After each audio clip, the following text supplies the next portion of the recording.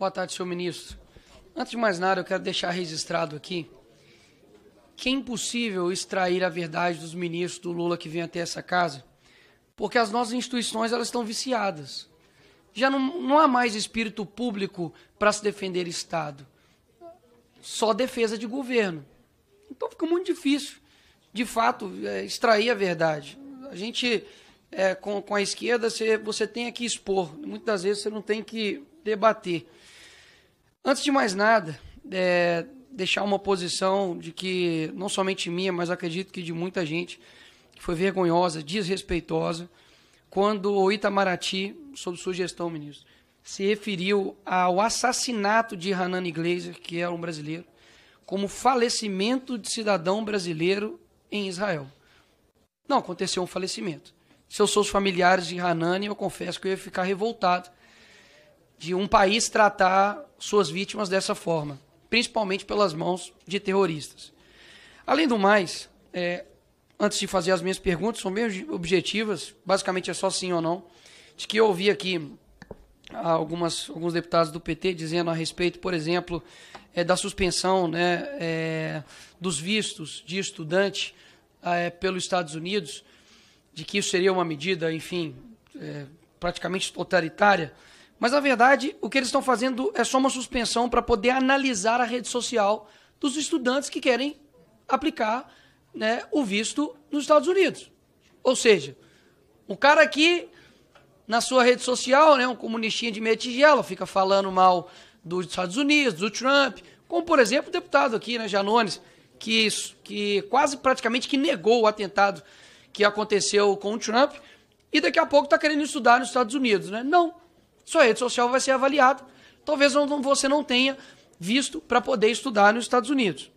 Segundo ponto, que aí vem um reflexo absurdo, do Itamaraty, que, enfim, concede a mais alta honraria do Ordem do Rio Branco, de Rio Branco para Janja, que confesso que é a norte-artilheira, a nossa camisa 10, mas que, poxa, em termos de âmbito internacional, é gafe atrás de gafe. Primeiro, eu não entendo, e queria entender a solicitação que o Itamaraty fez para 200 milhões para pagar despesas do Lula em Nova York. Sim, é inacreditável.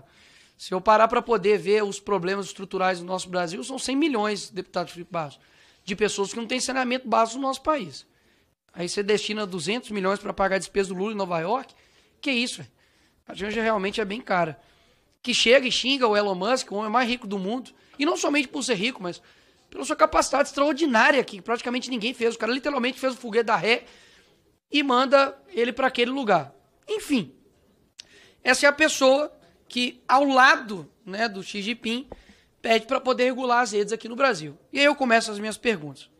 A PGR deveria também abrir um inquérito contra a Janja por ataque à soberania nacional, por quebrar o protocolo e fazer esse pedido ao presidente da China para poder regular o conteúdo do TikTok no Brasil? O ministro Barroso deve ser investigado por abolição do Estado Democrático de Direito por solicitar ajuda aos Estados Unidos nas eleições aqui de 2022. Terceira pergunta. Lula e Zanin, que na época era seu advogado e hoje é ministro do STF, devem ser investigados e presos por solicitar ajuda à ONU por supostos abusos de autoridades na investigação da Lava Jato. Quando o PT acionou a OEA, alegando que o impeachment da Dilma foi um golpe, eles também deveriam ter sido neutralizados, senhor ministro. Porque o que na mídia foi dito é de que a Maria Luísa, embaixadora, foi encarregada pelo Itamaraty para poder neutralizar o Eduardo Bolsonaro nas suas ações no exterior. A Glaze deveria também ser enquadrada como ataque à nossa soberania nacional quando ela foi até um canal árabe, Al Jazeera, pedir para que os árabes lutassem pela soltura do Lula. E agora uma pergunta extremamente objetiva, é sim ou não. O senhor concorda com a frase do seu chefe, Lula, de que após, se caso o Trump ganhasse, seria nazismo com outra cara? Porque ele ganhou. Então quer dizer que agora o Lula, ele considera o Trump como um nazista com outra cara, um nazismo com outra cara?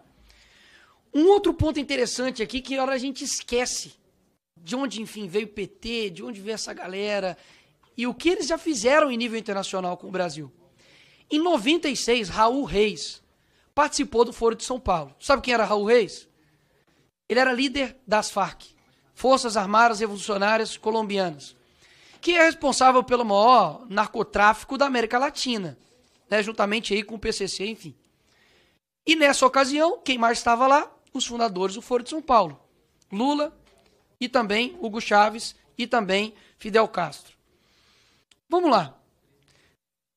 10 anos depois, Lula dá uma entrevista dizendo o seguinte, ministro, que ele é seu chefe. Falou assim, depois de anos da fundação do Foro de São Paulo, todos os países da América Latina tinham presidentes de esquerda. Ou seja, o Foro de São Paulo, que é uma organização extraterritorial do nosso país, fora, interferiu claramente nas eleições do nosso país. Até mesmo porque, depois disso, todos os nossos presidentes, a não ser Jair Bolsonaro, foram presidentes de esquerda. Ou seja, é inacreditável como isso simplesmente esquece e foge das nossas mentes. E eu me recordo que durante a faculdade, inclusive, falava sobre o Foro de São Paulo, denunciávamos isso e éramos tratados como loucos.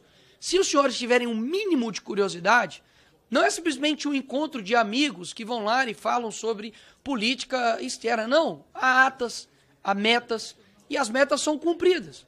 Ou seja, de fato, é inacreditável como o atual governo ignora não somente o seu passado, mas também tem ignorado o presente e tem deixado os interesses brasileiros de lado.